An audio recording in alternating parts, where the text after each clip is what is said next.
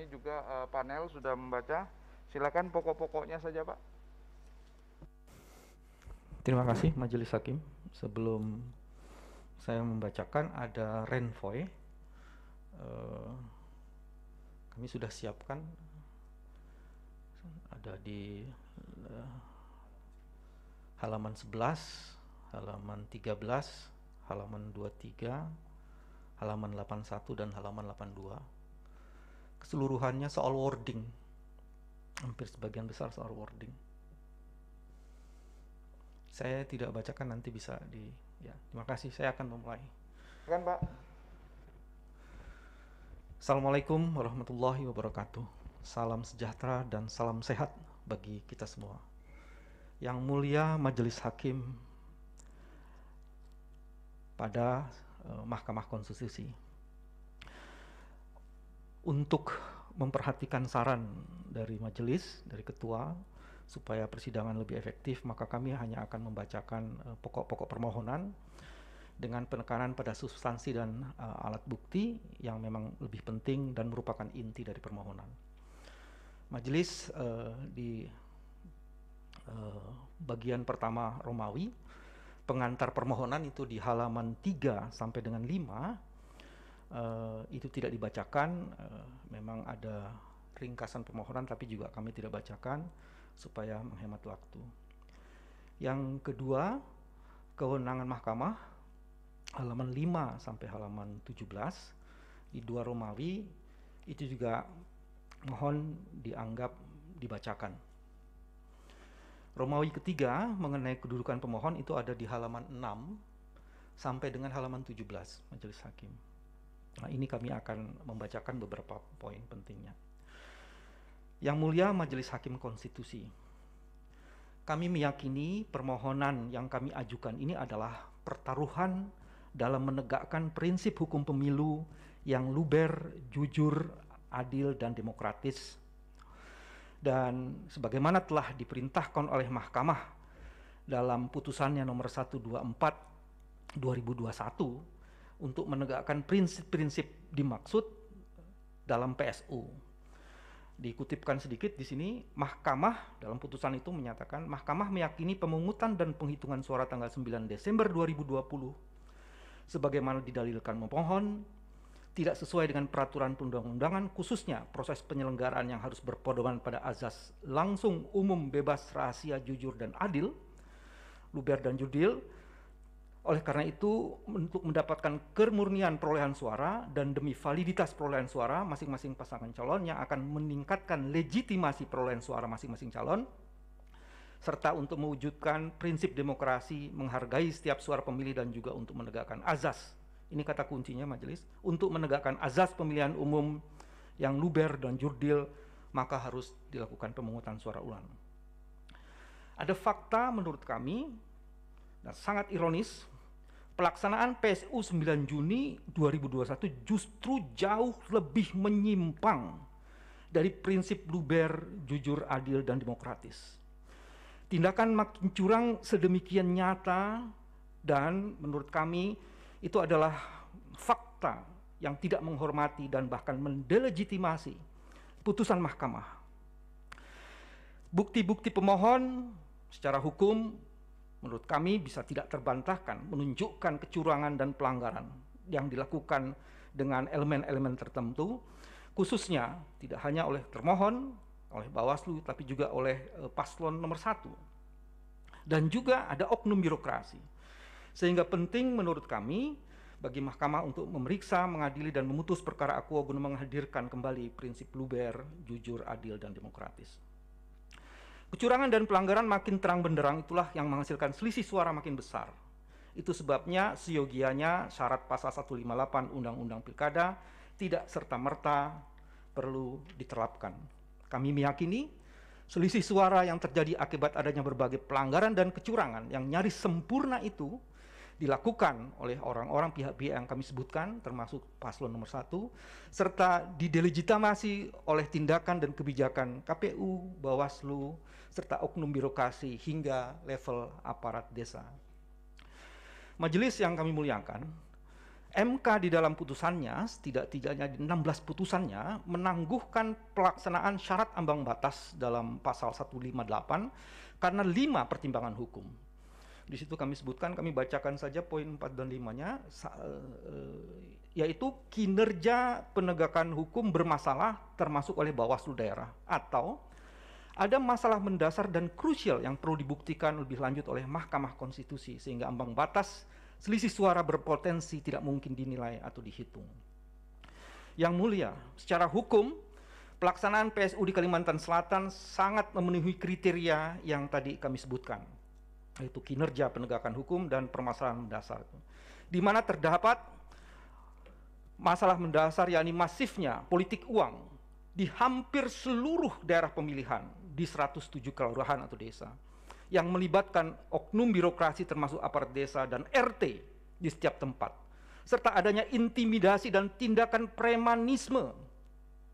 Pemohon memiliki bukti tak terbantahkan yang insya Allah akan kami hadirkan, dan kami menyiapkan total ada 610 alat bukti berupa kesaksian, termasuk kesaksian-kesaksian yang penting menurut kami. Ada handphone, kami ada 4 handphone yang nanti akan diselesaikan, diberikan majelis hakim, rekaman suara serta dokumen-dokumen yang akan menggambarkan peristiwa pelanggaran TSM tersebut secara gamblang dan terang-benderang. Semuanya itu menjadi rangkaian kecurangan yang signifikan mempengaruhi perolehan suara, dan untuk itu perlu diperiksa lebih lanjut dalam forum sidang pembuktian oleh mahkamah. Yang pasti atas pelanggaran TSM tersebut tidak ada penegakan hukum oleh Bawaslu Kalsel. Bawaslu terlihat unable dan unwilling untuk melaksanakan fungsi pengawasan yang sebenarnya dan seadil-adilnya. Atas dasar itulah, secara hukum, Mahkamah berhak mengambil alih tanggung jawab konstitusional demi menegakkan prinsip-prinsip pemilu dengan memeriksa pokok perkara guna menghadirkan keadilan pemilu yang sebenarnya. Sebagai bukti awal bahwa Bawaslu unable dan unwilling melaksanakan tugasnya menegakkan pelanggaran TSM di masa PSU, terlihat deras dari syarat masif yang telah keliru dimaknai dan secara salah diterapkannya. Sebagaimana diketahui, PSU Pilgub Kalsel hanya dilaksanakan pada 3 dari 13 kabupaten kota di Kalimantan Selatan, atau 7 dari 153 kecamatan. Namun Bawaslu Kalsel mengacu pada pasal 15 Peraturan Bawaslu nomor 9 tahun 2020 yang menyatakan keterpenuhan syarat masif tetap harus mengacu pada 50+1% dari 13 kabupaten strip kota, yakni paling sedikit memenuhi 7 kata. Pemahaman ini menurut kami pemahaman yang tidak logis dan tidak rasional. Bagaimana mungkin pemohon harus membuktikan politik uang masif di minimal 7 kabupaten kota, padahal PSU hanya dilaksanakan di 3 kabupaten atau kota. Yang lebih problematik lagi adalah Bawaslu Kalsel juga mengacu pada surat edaran Bawaslu RI nomor 18 tahun 2021 yang mensyaratkan penanganan laporan pelanggaran administrasi pemilihan terjadi secara TSM hanya dapat dilakukan sepanjang pemungutan ulang meliputi 50% plus 1 di seluruh daerah pemilihan. Dengan demikian, dengan pemikiran dan peraturan tersebut, maka menjadi tidak mungkin penegakan politik uang yang TSM pada PSU Kalsel. Karena faktanya terjadi di 3 kabupaten kota dari total 13 kabupaten. Politik uang yang tadi kami sebutkan tidak diatur cukup. Politik uang dalam PSU tidak diatur cukup oleh peraturan yang tadi disebutkan di atas. Saya loncat saja. Pemahaman hukum demikian sangat tidak logis, tidak rasional, dan tidak adil, serta tidak memberikan ruang untuk tegaknya pelaksanaan PSU yang luber, jujur, adil, dan demokratis.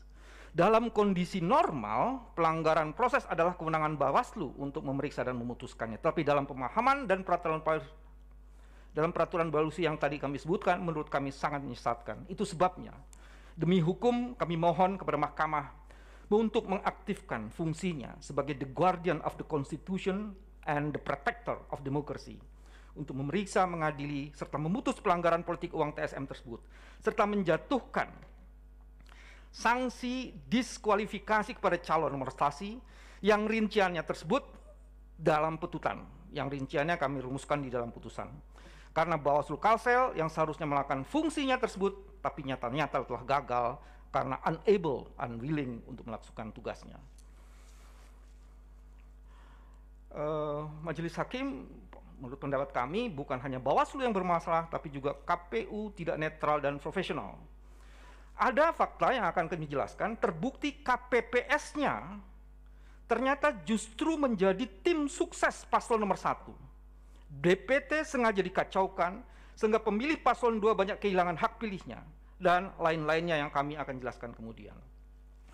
Poin 4 Romawi soal tenggang waktu, kami anggap dibacakan, karena sejak rekap tanggal 17 Juni, kami sudah mengajukan permohonan tanggal 21 Juni, dan perbaikannya Rabu tanggal 23 Juni.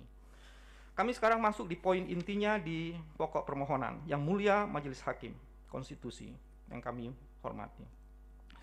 Soal tidak logis dan tidak rasional, syarat masif Bawaslu tadi hanyalah salah satu di antara banyak pelanggaran pemilu. Paling tidak kami akan mengajukan 7 kecurangan dan pelanggaran yang menggambarkan betapa dahsyatnya kerusakan demokrasi yang dilakukan dalam PSU dengan dukungan Bawaslu, KPU, dan oknum birokrasi. Berikut ini adalah kecurangan dan pelanggaran tersebut. A. Perhitungan perolehan suara yang ditetapkan oleh termohon dan seharusnya benar. Dan yang seharusnya benar, itu halaman 18-20. Kami tidak bacakan, yang mulia. B. Ini soal politik uang yang dilakukan oleh paslon nomor 1 secara TSM di seluruh 7 kecamatan tempat pemungutan suara ulang dengan membagi uang dan barang termasuk dengan modus pembagian zakat. Ini ada di halaman 20 sampai halaman 65. Saya sedikit menjelaskan di sini. Pelanggaran politik uang TSM yang dilakukan oleh paslon 1 terjadi di hampir seluruh kecamatan yang melakukan PSU, yakni di 7 kecamatan yang meliputi 107 desa atau kelurahan.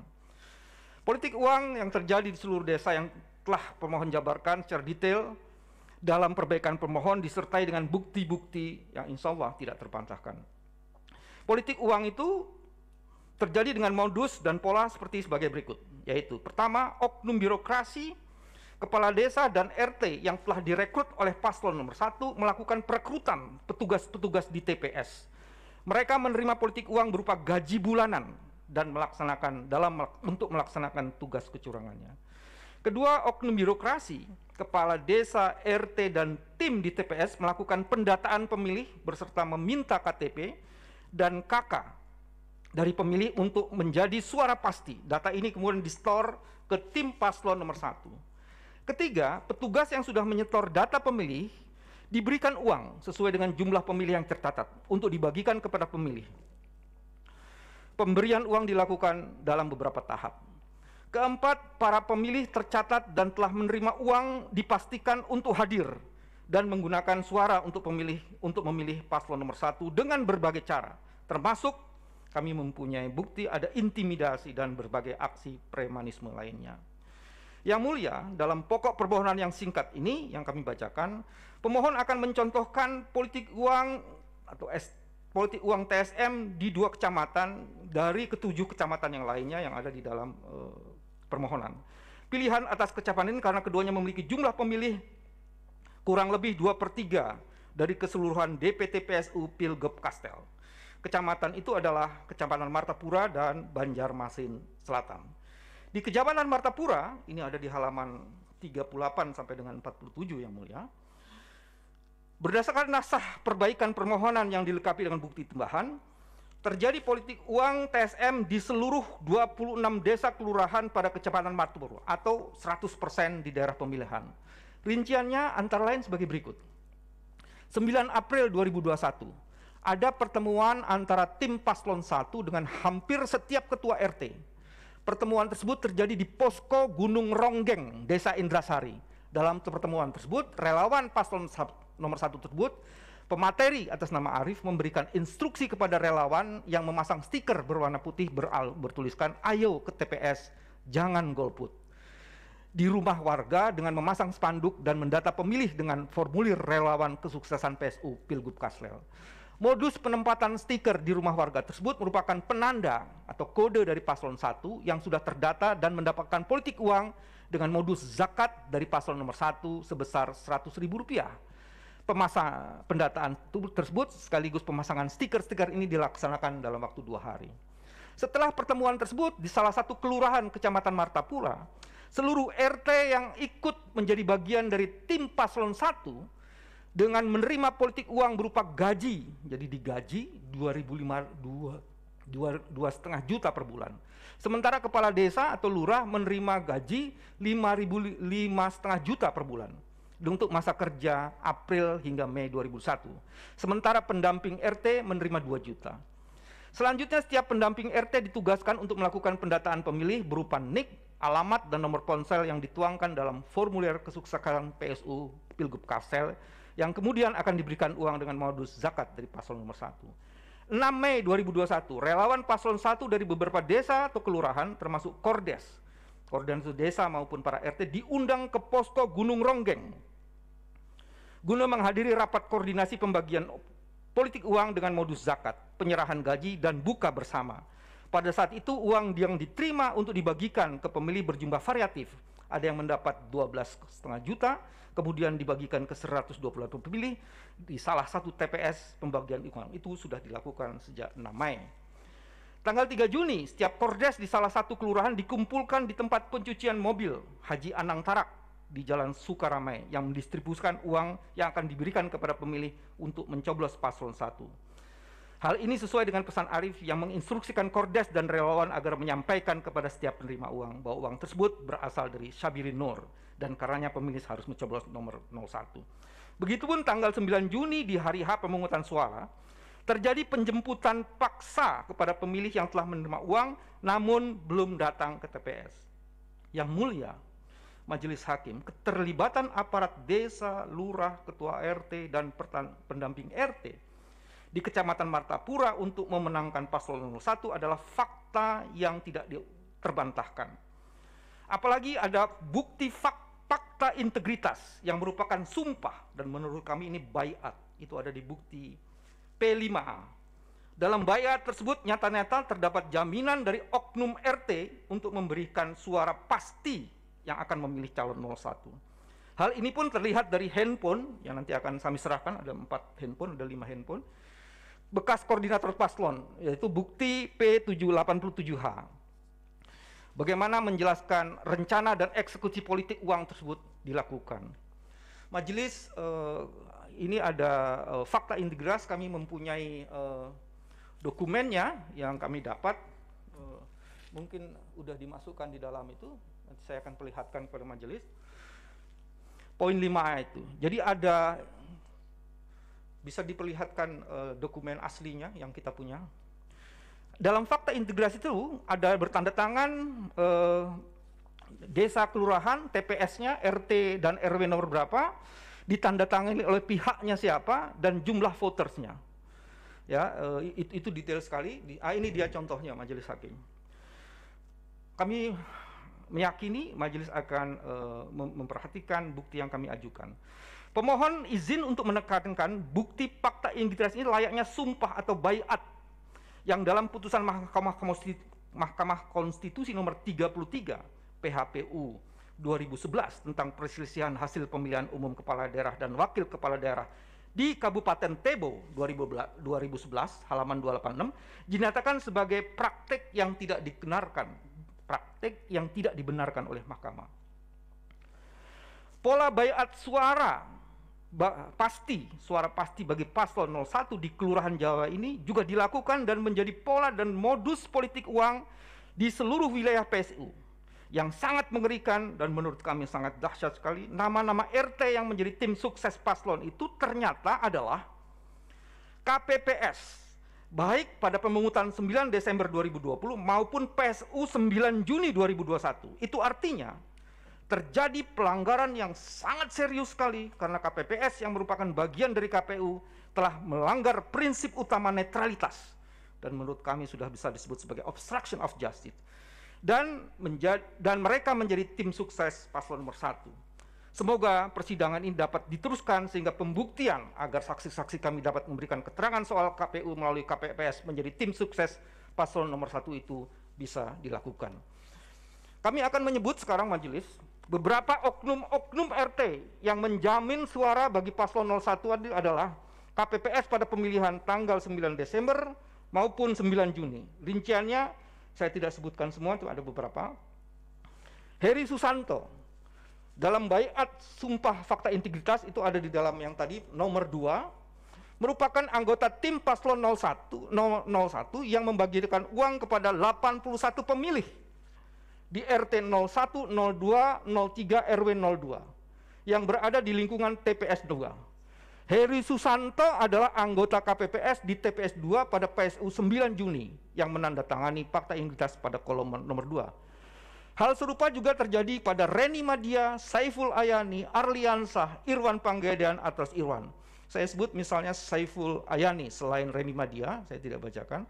Dalam dokumen baiat sumpah fakta integritas nomor 4 merupakan anggota tim paslon 1 yang membagikan uang kepada 82 pemilih di RT 02 RW 01 yang berada di lingkungan TPS 4. Saiful Ayani adalah anggota KPPS di TPS 4 pada PSU 9 Juni yang menandatangani fakta integritas pada kolom nomor 4, ada di dalam nomor 4. Arliansah dalam dokumen baiat fakta integritas nomor 6 merupakan anggota tim paslon 1 yang membagikan uang pada 184 pemilih RT 001, 02, RW 03 yang berada di lingkungan TPS. Arliansah adalah ketua KPPS TPS 6 pada pemilihan 9 Desember yang menandatangani fakta integritas nomor 6. Reni Madia itu ada pada TPS 3 pada pemilihan 9 Juni menandatangani fakta integritas pada nomor 4. Irwan itu ada di TPS 9 pada pemilihan 9 Desember yang menandatangani fakta integritas pada kolom nomor 9. Aulia Hairunida itu juga sama menandatangani fakta integritas pada poin nomor 10. Yang menjadi pertanyaan besar adalah apa dan bagaimana pertanggungjawaban dan profesionalitas KPU Kalsel dalam melakukan rekrutmen pemilihan, monitoring dan pengawasan internal ketika nama-nama yang dipilih justru menjadi bagian dari pelaku kejahatan pemilu. Kegagalan dan ketidakprofesionalan KPU yang berulang di 9 Desember dan juga 9 Juni tersebut membuktikan bahwa ini adalah bukan sekedar by accident, tapi dalam batas-batas penalaran akal yang sadar dan sehat dapat dikualifikasi secara hukum sebagai by design, karena peristiwanya tidak hanya berulang tetapi sebarannya merata di hampir seluruh PSU. Dengan bukti-bukti nyata pelanggaran politik uang TSM tersebut sebagaimana diuraikan di atas, jelas-jelas ini akan berdampak secara langsung pada perolehan suara paslon, baik paslon 01 maupun paslon 02. Dengan adanya pelanggaran politik uang TSM tersebut, paslon 1 mestinya siogianya didiskualifikasi sesuai aturan pilkada atau paling tidak perolehan suaranya dinihilkan. Saya akan jelaskan sedikit lagi soal yang terjadi di kecamatan lain, yaitu kecamatan Banjarmasin Selatan. Ini ada di halaman 51 dan 64. Majelis Hakim, politik uang juga terjadi di kelurahan pada kecamatan Banjarmasin Selatan, di seluruhnya, di 12 kelurahan itu. Dengan modus sebagai berikut. A. Pengisian formulir daftar relawan disertai pembagian uang. B. Politik uang berkedok zakat amal. C. Penerimaan beras dan politik uang oleh warga Tatah Bangkal, Kayan Timur. Pembelian uang supaya semangat datang ke TPS. Poin D. Ada lagi modus politik uang, paslon 1 memborong dagangan masyarakat serta membagikan dagangan tersebut per warga setempat. Selain itu ada politik uang pencatatan KPK, KTP dan pemberian beras, ya sebagian upaya menarik simpati warga. Juga ada yang melibatkan politik uang itu RT dengan masif. 16 April sekitar jam 9.30, Ketua RT bernama Pani mengundang seluruh tim sukses nomor 1 untuk rapat pemenangan di Posko Muhibin, tempat rapat RT seluruh kelurahan pengusung Temesal secara bergilir. Rapat tersebut dihadiri oleh calon wakil gubernur paslon nomor 1, Pak Muhyiddin, dan oknum-oknum ketua RT, perwakilan mantan KPPS, dan tim paslon 1 sekalayan Selatan. Dalam pertemuan tersebut ada arahan dan juga keterangan dari tim sukses paslon nomor 1 bernama Afrizal, anggota DPRD Kota Banjarmasin dari fraksi PAN. Afrizal memerintahkan untuk memberikan zakat agar memilih paslon nomor 1. 28 April diadakan pertemuan ketiga dan mulai membicarakan strategi politik uang. Pada akhir April 21, pembagian gelombang pertama dilancarkan dengan modus pembagian zakat. Tanggal 7 Juni, Haji Indadi menerima 28 juta untuk dibagikan sebesar 100.000 kepada pemilih. Pada 8 Juni, terdapat para pembagi yang menerima 11 juta untuk dibagikan kepada 110 orang dengan pola yang sama, yaitu 100.000. Bahwa itu adalah contoh-contoh peristiwa citra yang merupakan pelanggaran politik uang TSM yang akhirnya nyata-nyata berdampak secara langsung pada perolehan paslon dalam PSU Pilgub Kaslen.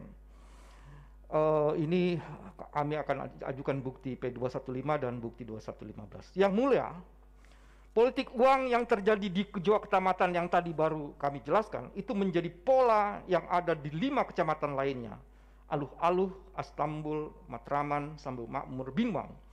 Selain dari bukti-bukti yang telah diajukan, pemohon juga, tadi sudah kami kunjungi, mempunyai beberapa handphone. Handphone ini adalah milik anggota tim paslon nomor 1, di mana di dalamnya menggambarkan secara jelas bagaimana politik uang yang terstruktur, sistematif, dan masif terjadi di seluruh wilayah PSU. Bahkan pemohon memiliki beberapa saksi yang ikut yang bisa menjelaskan betapa perencanaan dan eksekusi politik uang yang dilakukan oleh paslon nomor 1 di 7 kecamatan PSU. Yang mulia mungkin dapat memeriksa perkara ini ke tahapan pembuktian untuk mendapatkan kebenaran material. Semoga kebenaran material ini bisa ditegakkan untuk keadilan pemilu dan sesungguhnya. Saya sudah habis napasnya Pak Ketua, masih ada beberapa poin lagi. Saya izin Pak Wahyu mungkin 2-3 halaman lagi akan selesai. Terima kasih. Sambil mengingat waktu Pak Heru. Ya. Baik, terima kasih Yang Mulia. Terima kasih Pak. Ya. Izin kami lanjutkan singkat-singkat saja ke poin C besar, pelanggaran yang kedua, di mana paslon 1 sendiri dalam hal ini adalah calon gubernur atas nama Pak Syahbirin Nur yang langsung membagi-bagi uang, ikan, sayur, buah serta memborong dagangan untuk dibagikan kepada pemilih sebagaimana kami uraikan secara lengkap di halaman 65 sampai dengan 67. Nah, tindakan ini salah satunya dilakukan terang-terangan karena tidak adanya tindakan apapun atau pembiaran dari pengawas pemilu, dalam hal ini adalah Bawaslu Kalimantan Selatan, yang bahkan mengatakan tidak ada politik uang sama sekali. Selanjutnya ke poin D, pelanggaran yang ketiga, di mana pasangan calon nomor 1 menggunakan birokrasi dan aparat desa di seluruh kecamatan tempat pelaksanaan PSU menjadi tim sukses. Sebagaimana kami uraikan secara lengkap di halaman 67 sampai dengan 71 perbaikan permohonan. Pelibatan oknum birokrasi mulai dari aparat desa hingga ketua RT ini tidak terlepas dari dalil politik uang yang sudah diuraikan di depan Yang Mulia. Dan kami buktikan dengan bukti P87F, P87I, P87D, dan P87J.1, di mana peran pelibatan tersebut secara ringkas, beberapa oknum birokrasi pemerintah provinsi dan kabupaten kota di wilayah PSU secara sadar menjadi bagian kegiatan yang memenangkan paslon nomor 1. Kemudian kepala desa dan RT justru menjadi pelaku politik uang dengan menerima gaji dari paslon 1 dalam rangka pemenangan. Selain itu juga aktif mencari suara dengan melakukan pendataan calon pemilih, kemudian bertindak sebagai pembagi uang secara langsung atau tidak langsung pada pemilih yang terdata, dan yang terakhir, kepala desa dan RT mempersulit pemilih yang tidak mau didata sebagai pemilih nomor 1 dengan tidak memberikan undangan untuk memilih sehingga pada akhirnya kehilangan hak pilih. Yang Mulia, sebagaimana telah dijelaskan sebelumnya, yang dimana terjadi di wilayah Kelurahan Jawa, Kecamatan Martapura, para oknum anggota KPPS sebagai kepanjangan tangan KPU Kalimantan Selatan yang seharusnya menjadi garda terdepan dalam mengawal PSU secara jujur dan adil, justru melakukan pengkhianatan dengan turut menandatangani fakta integritas untuk memenangkan paslon 1 sebagaimana bukti P5A. Kemudian pelanggaran yang keempat di dalam poin huruf E berupa intimidasi dan premanisme sebagaimana kami uraikan di halaman 71 sampai dengan 73 dengan berbagai tindakan, diantaranya adalah perusakan spanduk tolak politik uang dan perusakan posko pemohon, penculikan dan pemukulan simpatisan pemohon dan Satgas Anti Politik Uang yang dibentuk oleh Nahdlatul Ulama Kalimantan Selatan, paksaan kepada KPPS untuk mengambil alih pembagian undangan pemilih, pengawalan pembagian uang di TPS, kemudian penjemputan kepada yang sudah menerima uang namun tidak hadir ke TPS, dan berupa intimidasi lainnya. Tentunya menurut pemohon, aksi ini nyata-nyata melanggar prinsip pemilu yang harus bebas dan rahasia.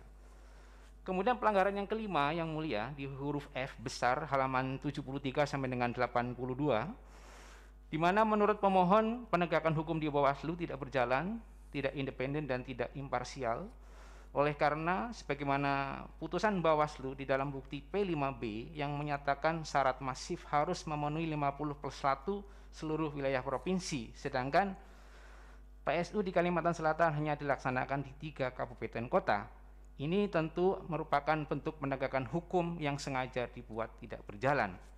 Di samping itu yang mulia, pelanggaran yang dibuat oleh Bawaslu, di mana politik uang kasat mata terjadi, namun tidak satu pun yang dinyatakan terbukti.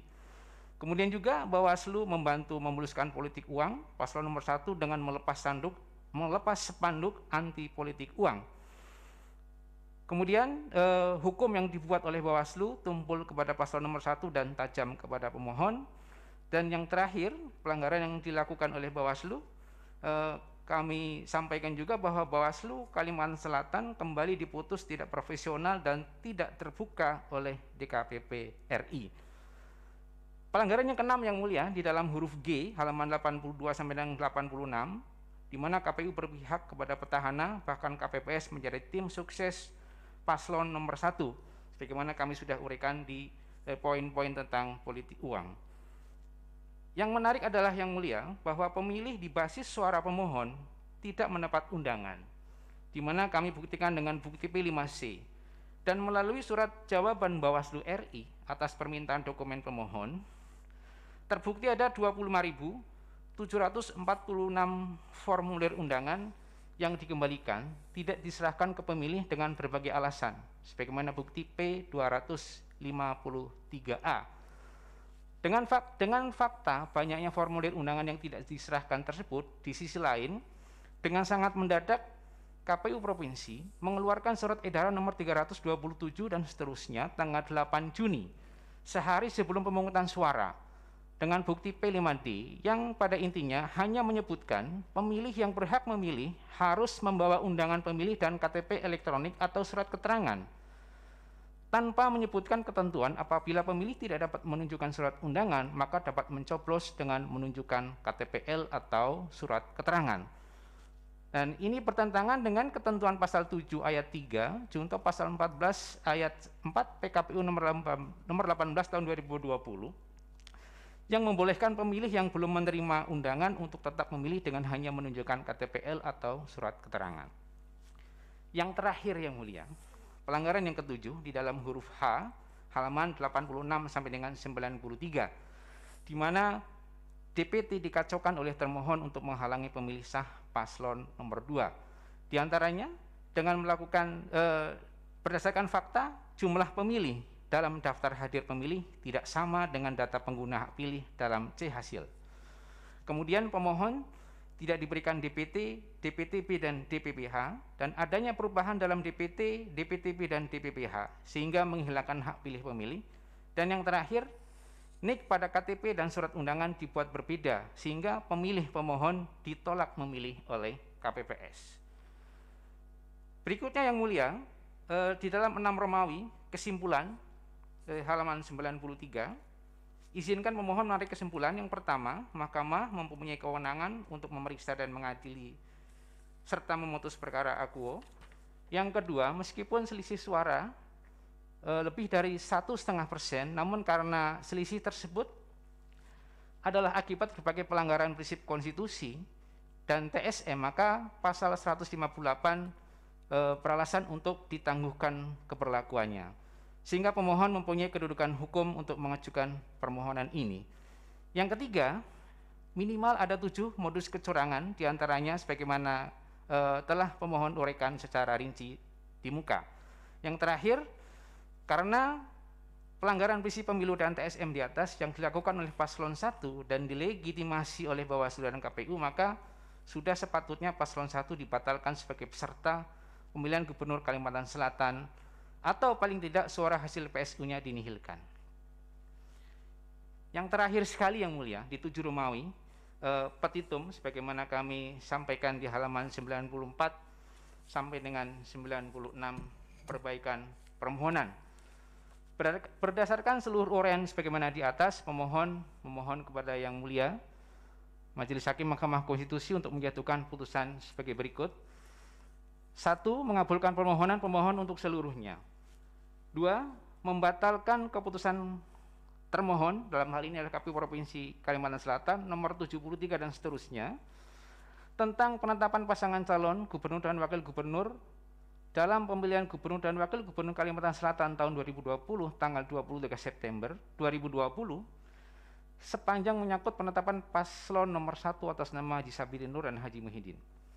Yang ketiga, membatalkan keputusan KPU Provinsi Kalimantan Selatan nomor 75 dan seterusnya tentang penetapan nomor urut dan daftar pasangan calon peserta pemilihan gubernur dan wakil gubernur Kalimantan Selatan tahun 2020 tanggal 24 September 2020 sepanjang menyangkut penetapan pasangan calon nomor urut 1 atas nama Haji Sabirin Nur dan Haji Muhyiddin.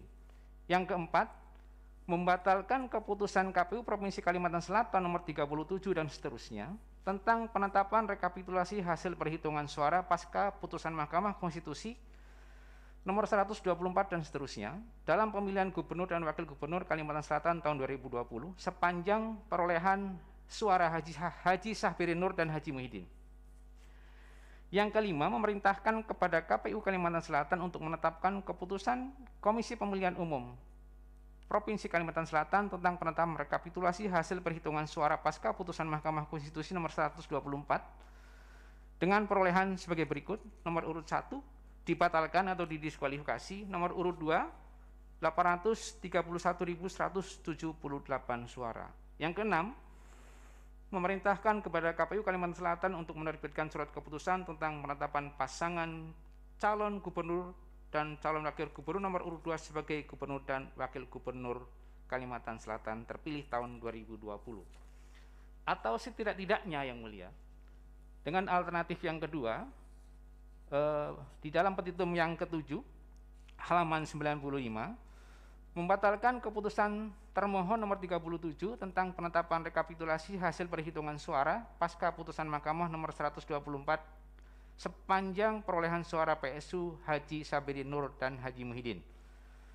Yang kedelapan, menetapkan pemilihan seluruh perolehan suara hasil PSU Haji Sabirin Nur dan Haji Muhyiddin di seluruh TPS di Kecamatan Banjarmasin Selatan, Kota Banjarmasin, Kecamatan Sambung Makmur, Kecamatan Alu-Alu, Kecamatan Martapura, Kecamatan Mataraman, dan Kecamatan Astambul, Kabupaten Banjar, dan di 24 TPS di Kecamatan Binuang, Kabupaten Tapin, yaitu TPS 1 dan seterusnya, mohon dianggap dibacakan. Yang kesembilan, memerintahkan kepada KPU Kalimantan Selatan menetapkan keputusan tentang penetapan rekapitulasi hasil perhitungan suara pasca putusan Mahkamah Konstitusi nomor 124 dengan perolehan sebagai berikut. Nomor 1, memperoleh suara 751.816, nomor 2, memperoleh suara 831.178 suara. Yang ke-10, memerintahkan kepada termohon untuk menerbitkan surat keputusan tentang penetapan pasangan calon gubernur dan wakil gubernur nomor urut 2 sebagai gubernur dan wakil gubernur terpilih tahun 2020. Atau setidak-tidaknya yang mulia, dengan alternatif yang ketiga di poin 11, masih di halaman 95, membatalkan keputusan termohon nomor 37 tentang dan seterusnya tentang penetapan rekapitulasi hasil perhitungan suara pasca putusan Mahkamah Konstitusi nomor 124 dan seterusnya sepanjang perolehan suara pemungutan suara ulang. Yang nomor 12, menetapkan penihilan seluruh perolehan suara PSU setiap pasangan calon di seluruh TPS di Kecamatan Banjarmasin Selatan, Kota Banjarmasin, Kecamatan Sambung Makmur, Kecamatan Aluh-Aluh, Kecamatan Martapura, Kecamatan Mataraman, dan Kecamatan Astambul, Kabupaten Banjar, dan di 24 TPS di Kecamatan Binuang, Kabupaten Tapin, yaitu di TPS 1 dan seterusnya, mohon dianggap dibacakan. Yang ke-13, memerintahkan kepada termohon KPU Kalimantan Selatan untuk menetapkan keputusan tentang penetapan rekapitulasi hasil perhitungan suara pasca putusan Mahkamah nomor 124 dan seterusnya dengan perolehan suara nomor 1 751.816 suara, nomor urut 2 774.078 suara. Dan yang terakhir, petitum ke-14 memerintahkan kepada termohon untuk menerbitkan surat keputusan tentang penetapan pasangan calon gubernur dan wakil gubernur nomor urut 2 sebagai gubernur dan wakil gubernur Kalimantan Selatan terpilih tahun 2020. Tentunya atau apabila Yang Mulia Majelis Hakim Mahkamah Konstitusi berpendapat lain, mohon putusan yang seadil-adilnya. Demikian Yang Mulia poin-poin permohonan yang kami sampaikan. Atas waktu dan kesempatannya kami ucapkan terima kasih. Baik, terima kasih. Ada tanggapan Yang Mulia? Silakan. Terima kasih Pak Ketua Panel, Prof. Aswanto. Terima kasih pemohon yang sudah menyampaikan pokok-pokok permohonannya, dan Mahkamah juga sudah membaca, meskipun sudah ada beberapa hal yang direnvoi, tapi pada intinya Mahkamah telah memahami ini semua. Untuk pada hari Jumat diadakan persidangan yang kedua, kita akan mendengarkan jawaban dari termohon, keterangan pihak Bawaslu, dan keterangan dari pihak terkait. Kemudian nanti kita akan mengadakan RPH bagaimana kelanjutan dari perkara ini, ya.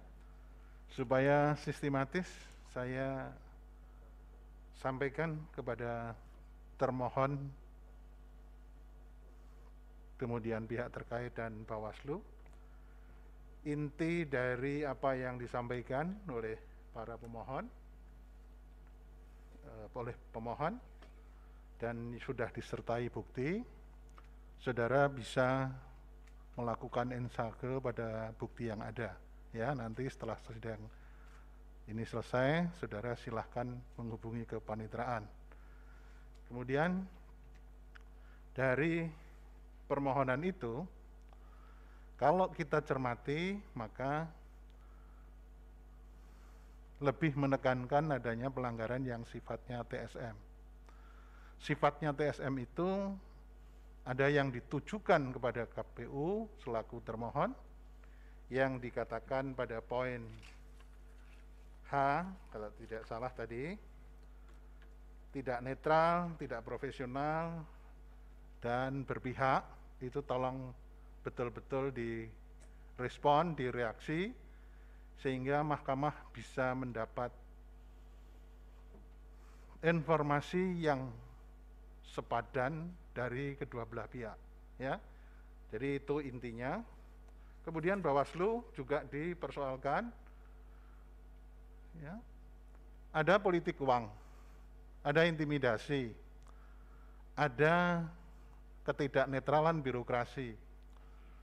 Kenapa Bawaslu kok dikatakan tadi oleh pemohon Pak Bambang, yang kemudian ditekankan oleh Pak Heru Widodo juga, itu tidak bisa berjalan melakukan pengawasannya? Apa betul atau tidak? Itu juga harus direaksi, ya, dengan disertai dengan bukti-buktinya. Maka saya tadi memerintahkan untuk ensage, ya, untuk melihat. Begitu juga pihak terkait, ya. Tuduhan pada pihak terkait itu menyangkut yang pertama politik uang, ya. Ini dilakukan secara masif. Kita lihat lokusnya, itu semua tempat yang dilakukan PSU itu ada politik uang. Itu yang dituduhkan oleh pemohon. Kemudian tidak netralnya aparat birokrasi, itu juga tolong direaksi. Dan juga mengenai intimidasi dan premanisme itu, ya. Ini semua harus dibuktikan juga, tidak sekedar narasi untuk menolak atau membantah, tapi juga harus disertakan bukti-bukti yang terkait.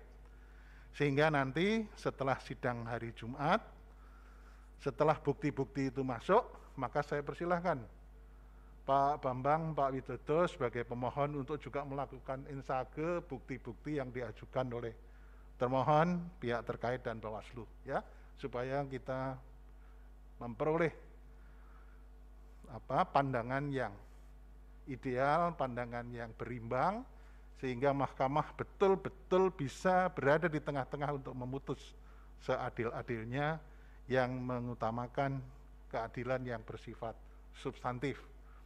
Nanti akan kita laporkan ke sidang RPH bagaimana kelanjutannya putusan yang disampaikan dalam RPH.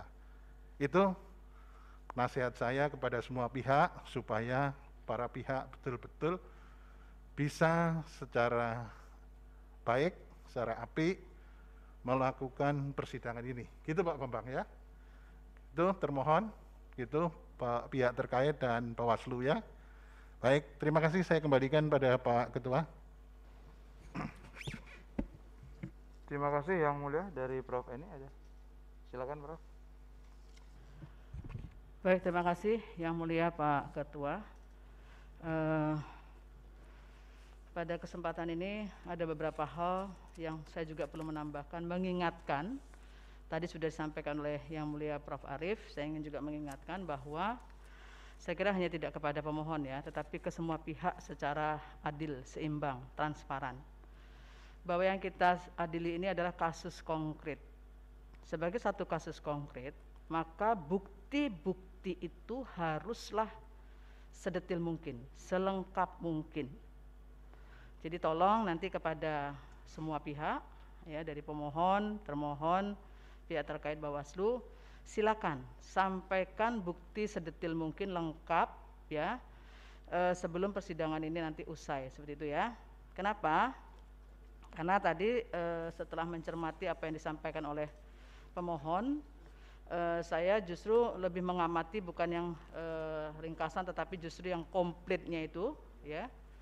Saya melihat bahwa mengapa kemudian dari pemohon itu menyampaikan suara yang benar itu kalau saya jumlahkan itu 1525.894. Sementara suara yang ditetapkan dalam PSU itu suaranya adalah 1.702.300 ya, begitu ya. Nah ini apa buktinya kok ada 176.407 suara yang tidak masuk di sini. Apakah itu nanti tolong dibuktikan semua ya, semua pihak. Apakah itu ada kaitan dengan yang dipersoalkan oleh pemohon terkait dengan DPT? Apa betul ada perubahan DPT? Apakah DPT yang digunakan pada pilkada tanggal 9 itu berbeda dengan DPT yang sekarang? Sehingga kemudian pemohon mengatakan DPT-nya kacau. Di mana kacaunya itu? Tolong dibuktikan. Ya, karena saya cari di sini hanya menyebutkan DPT-nya kacau di situ ya. Itu tolong diberikan bukti-bukti soal itu. Kemudian terkait dengan halaman 90 juga, ini saya melihat ada pernyataan begitu banyak.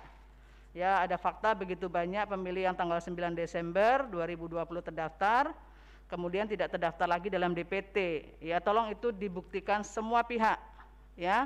Satu sama lain untuk bisa kita cross check satu persatu apakah betul terjadi demikian. Apakah betul kemudian surat KPU ini ya, silakan nanti saling membuktikan. Surat KPU yang dijadikan bukti oleh pemohon P257, 256 yang kemudian menghimbau perekaman EKTP ya. Itu pada saat pilkada tanggal 9 Desember, apakah yang digunakan oleh pemilih itu dia menggunakan suket atau seperti apa? Apakah memang belum terekam sama sekali? Kalau belum ada perekaman sama sekali kan tidak mungkin dia bisa menggunakan suket kan begitu. Nah ini tolong satu sama lain saling bisa membuktikan soal-soal seperti itu ya. Kemudian ada NIK yang berubah. Buktinya mana NIK kok bisa berubah? Itu kan single identity number. Sekali seumur hidup untuk selamanya. Apa buktinya kok bisa kemudian NIK kok bisa berubah? Itu di dokumen mana yang buktinya menunjukkan ada perubahan soal itu, silakan satu sama lain bisa membuktikan soal itu ya. Kemudian yang berikutnya adalah apakah betul kemudian KPPS-nya ini ada yang lama. Ini saya juga harus melihat tidak ada nama-nama yang lama, mana buktinya di mana.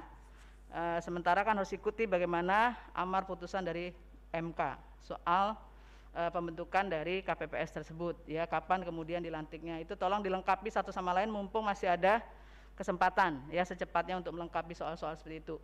Saya kira ini yang perlu saya ingatkan sekali lagi, soal bukti-bukti dalam kasus konkret itu sangat penting sekali. Ya, demikian dari saya, terima kasih. Saya kembalikan kepada Pak Ketua. Terima kasih Yang Mulia. Baik,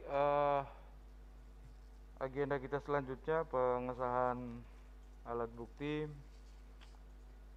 Pihak pemohon memasukkan bukti P1 sampai P362. Betul ya? Hari ini kami atau sebelumnya, beberapa hari sebelumnya kami sudah masukkan bukti tambahan. Baik. Sehingga, Dan sebelumnya masuk P1 sampai P274. betul, 310. Kemudian hari ini masuk sehingga jumlahnya menjadi 362. 362 ya. Betul. Jadi, nah sebelum kita sahkan P1 sampai dengan P362 ada beberapa catatan.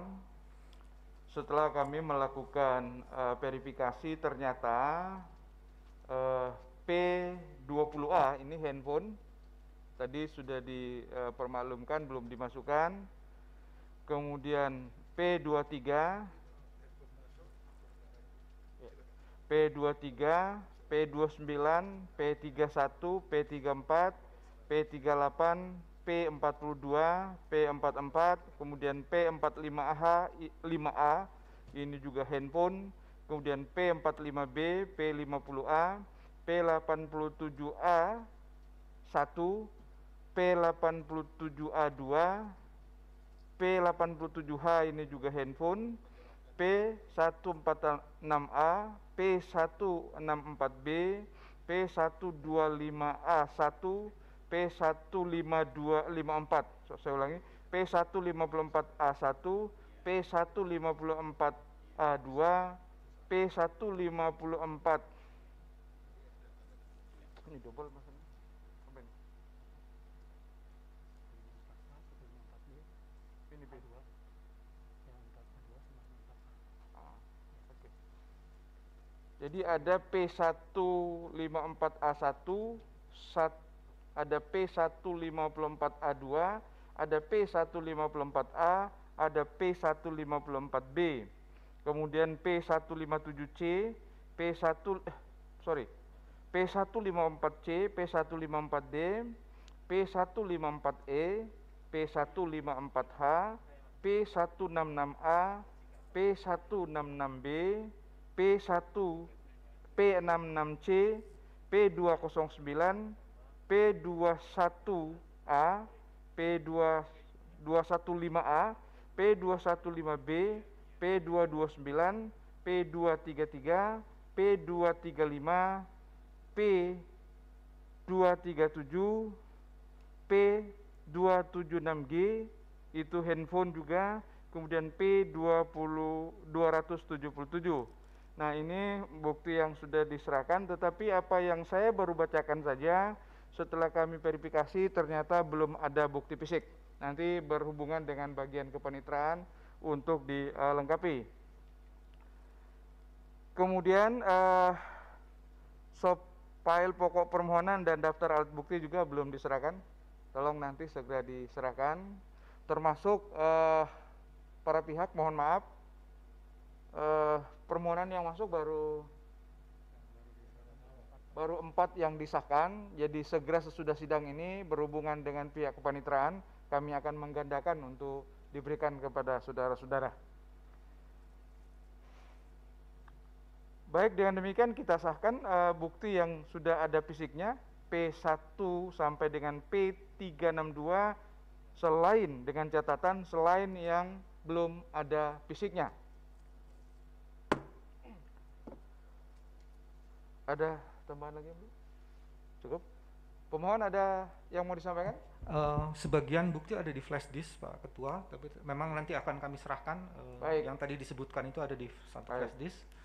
Dan HP juga kami akan serahkan hari ini, mudah-mudahan tadi memenuhi apa yang tadi jadi catatan Pak Ketua. Terima kasih Pak Ketua atas nanti bisa diserahkan pada apa namanya, selesai sidang Ya. ini nanti kita sahkan Ya. pada sidang berikutnya. Jadi selain bukti yang tadi disebutkan, kami juga akan masukkan bukti Baik, silakan, tambahan. bukti Terus tambahan yang kalau kedua, masih ada, silakan. renvoy apakah mau diambil Pak Ketua? Renvoy Boleh, kami sudah nanti diambil.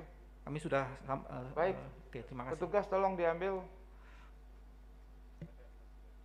Kemudian nanti pada saat menyerahkan bukti yang berupa HP, kalau bisa ada surat pernyataan bahwa HP itu memang isinya adalah hal yang berkaitan dengan perkara ini. Kami coba memudahkan MK Pak Ketua dengan melihat bagaimana cara membuka HP kalau ada Ya nomor nanti passwordnya. bagian ke Ya. Bapak Ya, kami bisa sudah berhubung- jelaskan itu. Ya. Terima kasih Pak Bapak Ketua. bisa berhubungan dengan bagian kepanitraan, Ya, termasuk kalau HP itu punya password, nanti Ya, betul. disampaikan Terima kasih. passwordnya kepada Ya. pihak kepanitraan. Ya, terima kasih Pak Ketua. Pihak termohon cukup.